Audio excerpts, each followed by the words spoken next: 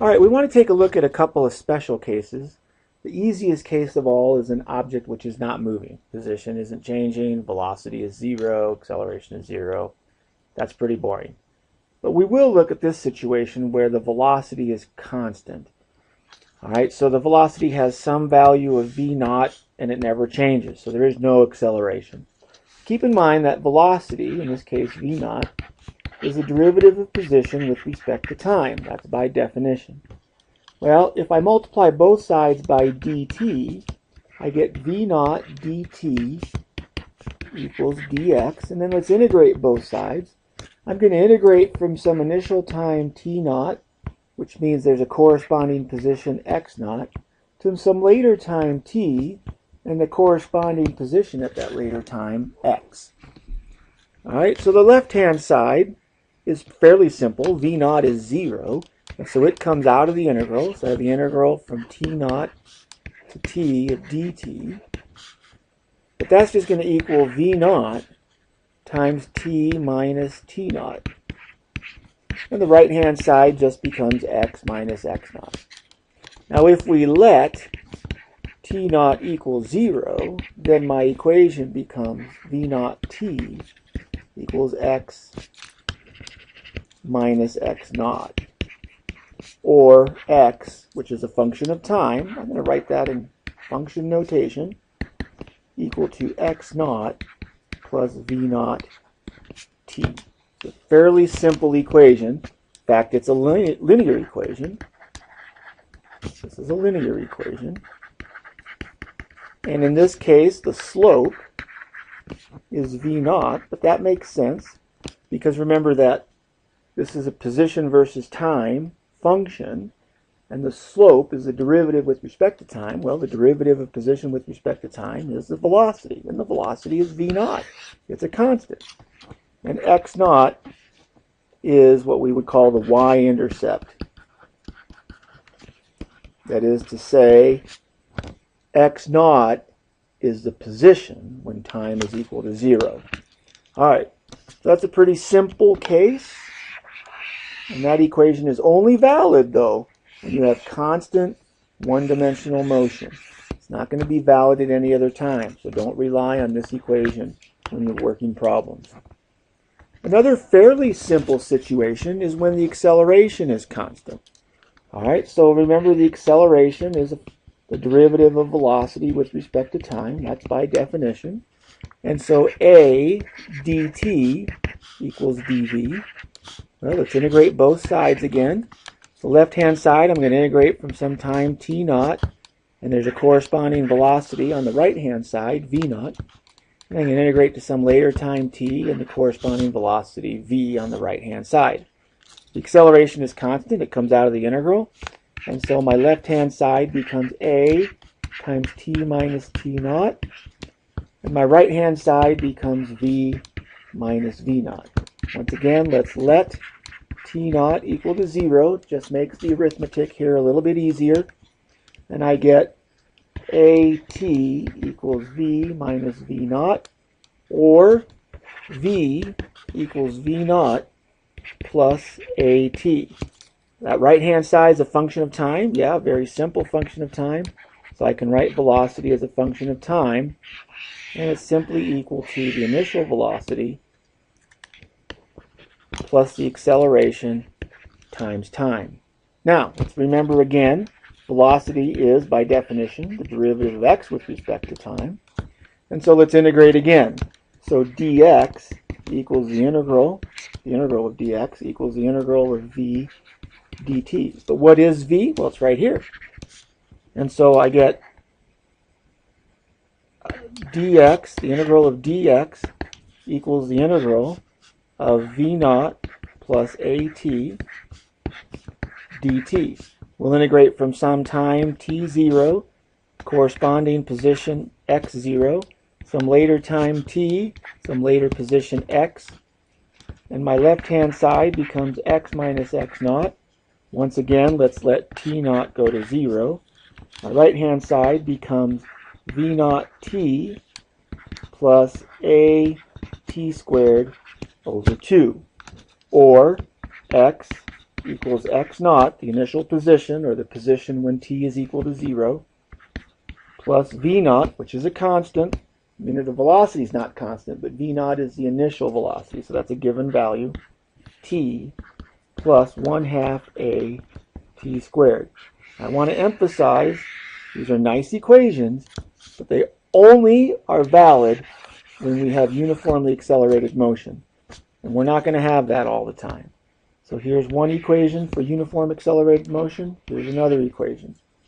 If I combine these two equations and I work a little algebra, and I'm not going to do that for you unless, of course, I assign it as a problem, we come up with a third equation, which is v squared equals v naught squared plus 2 times a x minus x naught. You'll notice this equation has no t in it. Doesn't mean I'm not talking about functions of time, I am. But this particular equation, which again is only valid if acceleration is constant, does not have a time. So this is equation number 3. One more equation that's helpful, x equals x naught plus v naught plus v final, if you will, over 2 times t. This is also only valid if the acceleration is constant. So these are nice equations, but they don't always work. So don't use them if the acceleration is not valid. All right, so let me just emphasize, only valid, this is true of the equations on the previous page, if acceleration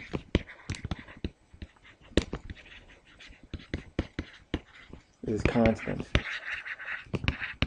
Don't use them otherwise. Only valid if the acceleration is constant. Well, here's a situation where the acceleration is not constant. In this situation, this is function notation here. That is not a times v. What this is saying is the acceleration is a function of velocity.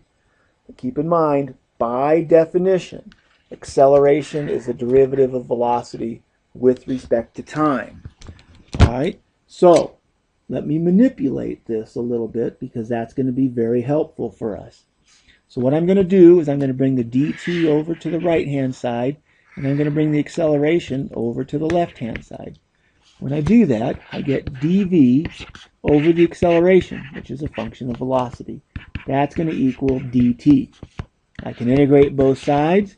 I'm going to integrate from some time t naught. There's a corresponding velocity v naught.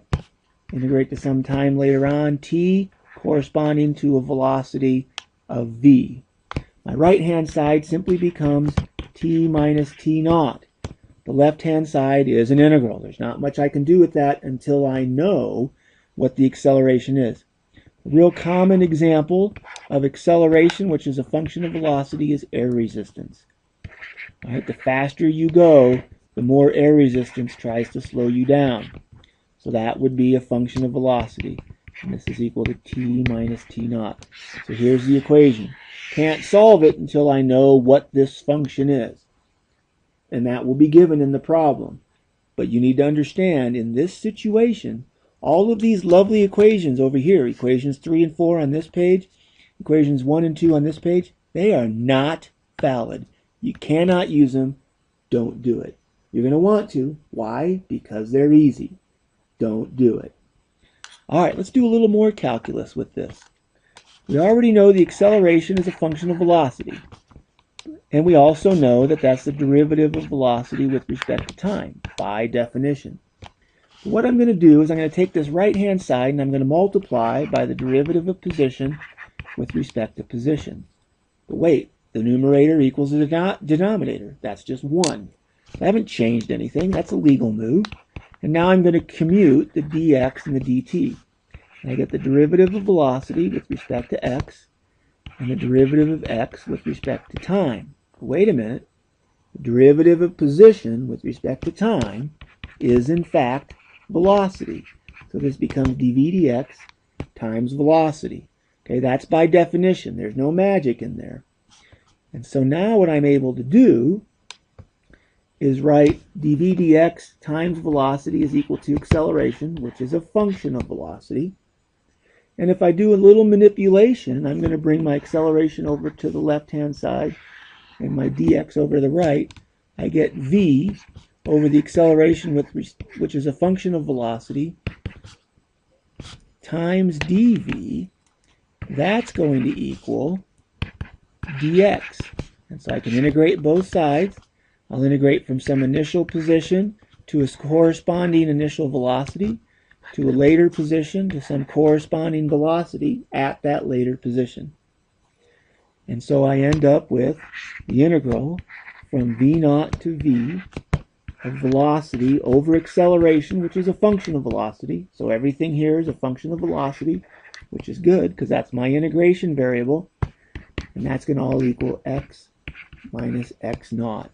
So here's the relationship between position and velocity and acceleration as a function of velocity.